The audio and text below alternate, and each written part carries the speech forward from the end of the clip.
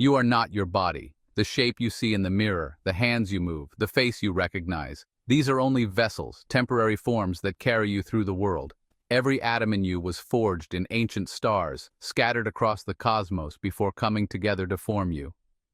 Yet despite this cosmic origin, something about you remains constant, unchanging, a thread running through every moment of your life. There is a you that remembers, that feels, that dreams, a silent observer at the center of your experience. This inner witness is always present, quietly watching as your story unfolds, holding your memories and hopes. We can map the brain, trace every neural signal, and describe the mechanics of perception. Science can show us the intricate dance of neurons firing, the pathways of thought and sensation. Science explains how photons hit your eye and how your brain processes them, turning light into images, sound into meaning, sensation into understanding. But it cannot explain why it feels like anything to be you, why there is an inner world, a place where thoughts and feelings come alive. Why is there a ghost in the machine? Why does the machinery of the brain give rise to the vivid, private world of consciousness? This is the ultimate question at the frontier of human knowledge. It is a puzzle that has challenged philosophers, scientists, and thinkers for centuries. Where does your subjective experience come from? Why do you have a private, internal movie playing in your head, filled with colors, sounds, and emotions that only you can know? This feeling of being, this first-person perspective, is what we call consciousness. It is the most familiar thing in the world, and yet the most mysterious. The universe is vast, but the instrument through which we perceive it, our own consciousness, remains a black box, a mystery locked within each of us. It is the one thing we experience directly, and the one thing science cannot yet touch. No matter how much we learn about the brain, the essence of experience remains elusive. The greatest mystery is not out there, in the stars or the galaxies, but within, the ghost in the machine, the spark of awareness that makes you, you. Let's get specific. Let's dive into one of the deepest mysteries about ourselves, something that has puzzled scientists, philosophers, and thinkers for centuries. The hard problem of consciousness asks a deceptively simple question. Why does brain activity produce subjective experience? Why do we feel anything at all, instead of just functioning like complex biological machines?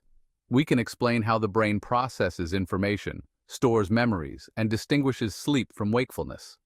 We know which regions light up when you see a face or hear a song. But why does the firing of neurons create the feeling of redness or the sound of a violin? Why does a certain wavelength of light become the experience of red in your mind? These internal experiences, what philosophers call qualia, are the raw, unfiltered feelings of life. They are the building blocks of what it means to be you. You can't measure or weigh the feeling of joy or the taste of chocolate. No scientific instrument can capture the delight you feel when you laugh with friends or savor your favorite treat. I could describe a lemon's chemistry, list every molecule, and map your brain as you eat it, tracking every neural spark. But none of that conveys the actual subjective experience of its sourness, the sharp, tingling sensation only you can feel. There's a gap between the physical world of atoms and the mental world of feelings. Somehow, matter gives rise to mind, but we don't know how. How does the objective brain create the subjective mind? How do electrical signals become thoughts, hopes, and dreams? It's the ultimate magic trick, happening right now as you read these words. Your brain transforms patterns of light and sound into meaning and awareness. You're not just processing symbols, you're experiencing understanding. You're having a conscious moment unique to you, and no one knows how that is possible. Despite all our advances, the secret remains locked away. The hard problem remains unsolved, a mystery at the very heart of what it means to be you. Consider a famous thought experiment. Mary, a neuroscientist, lives her whole life in a black and white room. She knows everything about color vision, the physics, the biology, the neurology. She can describe exactly what happens in the brain when someone sees red, but she has never seen color herself. One day, Mary steps outside and sees a red rose. In that moment, she learns something new, what it is like to see red. No amount of scientific knowledge could give her that experience. This is the quale of redness, the raw, subjective feeling. Mary's story shows that physical facts alone can't capture conscious experience. Consciousness is not just a byproduct of computation, it's a phenomenon in its own right. Her journey from black and white to color points to the deepest puzzle of our existence. There is more to reality than physical information. Consciousness is a distinct feature of the universe. This mystery isn't new. It has echoed through the corridors of time, quietly calling out to those who seek to understand the nature of their own existence. Philosophers and spiritual traditions have pondered awareness for millennia, searching for answers in silent contemplation and spirited debate. They've called it the soul, the spirit, the animating force that makes us who we are. The self, pointing to the same ineffable reality, a presence that cannot be fully captured in words, yet is felt deeply within. The Qur'an speaks of a divine breath that gives life and awareness, a sacred spark that animates every human being. It describes this as a secret beyond human knowledge, a mystery that remains locked away from our full understanding, no matter how much we seek. The Bible asks, "What shall it profit a man if he gains the world but loses his soul?" Reminding us the inner self is of supreme value, more precious than any material possession or worldly achievement. The Prophet Muhammad said, "He who knows himself knows his Lord," linking self-awareness to spiritual enlightenment, suggesting that the journey inward is also a journey toward the divine. Buddhist teachings focus on observing consciousness to achieve liberation, encouraging us to witness our thoughts and feelings without attachment, to find freedom in awareness itself. René Descartes declared, "I think, therefore I am," realizing that the act of thinking proved his existence as a conscious being, and that awareness is the foundation of all certainty. This direct experience of being aware is the ultimate, undeniable truth. It is the one thing we can never doubt, the core of our being. Across cultures, the inner world of experience is seen as a profound reality, shaping our beliefs, our actions, and our sense of meaning. It is the starting point of all knowledge, the lens through which we perceive the universe, and the foundation upon which we build our understanding.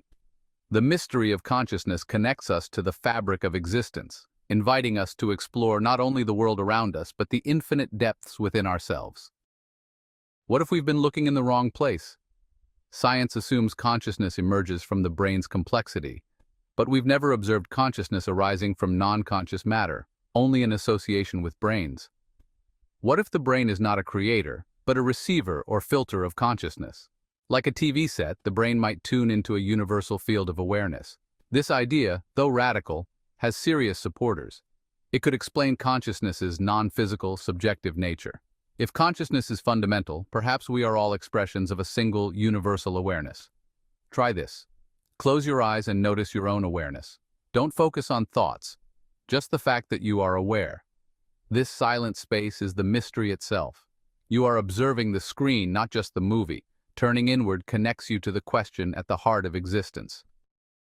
The quest to understand consciousness may be the ultimate test for any intelligent species. Perhaps it's a great filter, not of technology, but of understanding.